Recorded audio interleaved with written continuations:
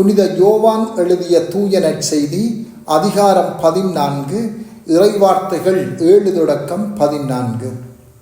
அக்காலத்தில் இயேசு தம் சீடரை நோக்கி, நீங்கள் என்னை அறிந்திருந்தால் என் தந்தையையும் அறிந்திருப்பீர்கள். இது முதல் நீங்கள் தந்தையை அறிந்திருக்கிறீர்கள், அவரை கண்டும் இருக்கிறீர்கள் என்றார்.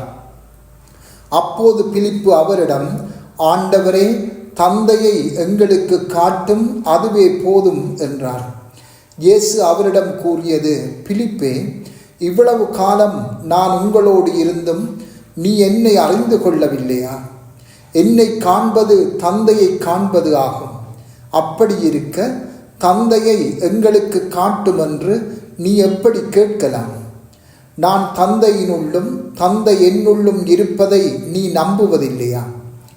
நான் உங்களுக்கு கூறியவற்றை நானாக கூறவில்லை, என்னுள் இருந்து கொண்டு செயலாற்றுபவர் தந்தையே. நான் தந்தையுள் இருக்கிறேன், தந்தை என்னுள் இருக்கிறார். நான் சொல்வதை நம்புங்கள். என் வார்த்தையின் பொருட்டு நம்பாவிட்டால் என் செயல்களின் பொருட்டாவது நம்புங்கள். நான் செய்யும் செயல்களை என்னிடம் நம்பிக்கை கொள்பவரும் செய்வார். ஏன், அவற்றை விட பெரியவற்றையும் செய்வார். ஏனெனில் நான் தந்தையிடம் போகிறேன் என உறுதியாக உங்களுக்கு சொல்கிறேன். நீங்கள் என் பெயரால் கேட்பதையெல்லாம் நான் செய்வேன். இவ்வாறு தந்தை மகன் வழியாய் மாட்சி பெறுவார். நீங்கள் என் பெயரால் எதை கேட்டாலும் செய்வேன். சிந்தனை: நான் செய்யும் செயல்களை என்னிடம் நம்பிக்கை கொள்பவரும் செய்வார். ஏன், அவற்றை விட பெரியவற்றையும் செய்வார். எவ்வாறு இயேசுவை விட பெரியவற்றை செய்ய நாங்கள் அழைக்கப்படுகின்றோம்? இது சாத்தியமா? சாத்தியம் இல்லாத ஒன்றை செய்ய இயேசு அழைக்கவே மாட்டார்.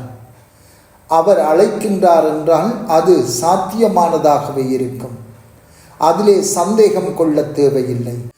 இயேசு பேசுகின்ற செயல்களுள் முதல் பெரிய செயலாய் அமைவது உலகின் கடை எல்லை வரை சென்று நற்செய்தியை அறிவிப்பதாகும். இயேசு இவ்வுலகிலே வாழ்ந்தபோது அவர் இஸ்ரேல் மக்களுக்கே நற்செய்தியை அறிவித்தார்.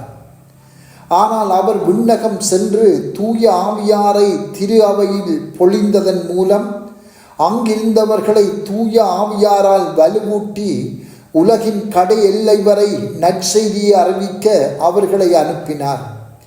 அவர்கள் சென்று நற்செய்தியை அறிவித்து பெரும் தொகையினரை மனம் மாற்றினார்கள். இந்த மனமாற்றமே நாம் ஒத்துழைத்து ஆற்றக்கூடிய மிகப்பெரிய செயலாகும். நீங்கள் பெரிய செயல்களை செய்ய விரும்புகின்றீர்களா? ஆம், பெரும்பாலானவர்கள் அதனை விரும்புவார்கள். ஏனென்றால் அந்த விருப்பம் மனிதனுக்கு இயல்பிலேயே இருக்கிறது. நாங்கள் ஒரு மாற்றத்தை ஏற்படுத்த விரும்புகின்றோம். நாங்கள் பெரியவர்களாக வர வேண்டும் என்று விரும்புகின்றோம். ஆனால் எவ்வாறு பெரியவராவது என்பதில் பலர் குழம்பி போயுள்ளோம். எமது இயல்பிலேயே இருக்கின்ற அந்த விருப்பத்தை நிறைவேற்ற கடந்து செல்லக்கூடிய உலகத்தின் பெருமைகளை நாம் அடைந்து கொள்ள முயல்கின்றோம். எமக்கென்று ஓர் அடையாளத்தை தேடுகின்றோம். செல்வத்தை திரட்டிக்கொள்ள பெரும்பாடுபடுகின்றோம். இது போன்ற எமது சுயநலத்தில் இருந்து வருகின்ற பெருமைகளை தேடிக்கொண்டிருக்கின்றோம். ஆயினும் இவை எதுவும் அந்த விருப்பத்தை நிறைவு செய்வதில்லை. அவற்றை நாம் பெருமளவில் பெற்றுக்கொண்டாலும் அந்த நிறைவு வருவதில்லை. உதாரணமாக, சமாதானத்துக்கான நோபல் பரிசு பெற்றால், அல்லது மிக பெரும் செல்வந்தரானால், அல்லது நாட்டின் தலைவரானால் நிறைவு வரப்போவதில்லை. சில வேளைகளில் அது கடவுளின் விருப்பமாக இருந்தாலே ஒழிய நிறைவு கிடைக்கப் போவதில்லை. பெரிய செயல்களை செய்ய வேண்டுமென்ற விருப்பம் எமக்குள் இருக்கின்றதா என்பதை நாம் முதலில் பார்க்க வேண்டும். அந்த பார்வையிலே இருந்து நாம் சிந்திக்க வேண்டியது என்னவென்றால், எங்களுக்கான கடவுள் வகுத்த திட்டத்தை நிறைவேற்றுவதே அந்த மிக பெரிய செயல் என்பதை கண்டு கொள்வதாகும். நீங்கள் என் பெயரால் கேட்பதையெல்லாம் நான் செய்வேன் என்று இயேசு கூறுகின்றார். அதாவது இயேசுவின் பெயரால் நாம் கேட்கக்கூடியது கடவுளின் திருவுளம் நிறைவேற வேண்டும் என்பதே ஆகும். இதன் மூலம் கடவுள் எம்மை பயன்படுத்தி எமக்கூடாக மற்றவர்களுக்கு தமது மீட்பின் அருளை கொடுக்க விளைகின்றார். இதற்காக நாம் இயேசுவின் பெயரால் மன்றாடினால் அது நிச்சயமாக கிடைக்கும். இத்தகைய செபத்துக்கு தாழ்ச்சி மிக அவசியம். அத்தோடு எமது சொந்த விருப்பு வெறுப்புகளில் இருந்து முழுமையாக விடுதலை பெற வேண்டும். ஏனென்றால் நாம் தந்தையிடம் கேட்கப் போவது இயேசு கேட்பதே ஆகும்.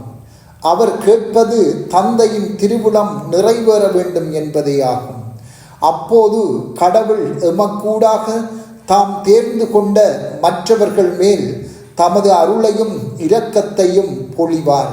இதுவே அவரது திருவிழமாகும். பெரியவற்றை செய்ய ஆண்டவர் விடுத்த உயர்ந்த அழைப்பை இன்று தியானிப்போம். எமது விருப்பத்தை கடவுளின் விருப்பத்தோடு இணைத்துக் கொள்வோம். எமது சொந்த விருப்பங்களில் இருந்து முழுமையாக விடுதலை பெறவும் தாழ்ச்சி என்ற கொடைக்காகவும் மன்றாடுவோம். செபம். ஆண்டவரே, உமது மீட்பின் கருவியாக எங்களை ஆக்கியருளும். ஆமென்.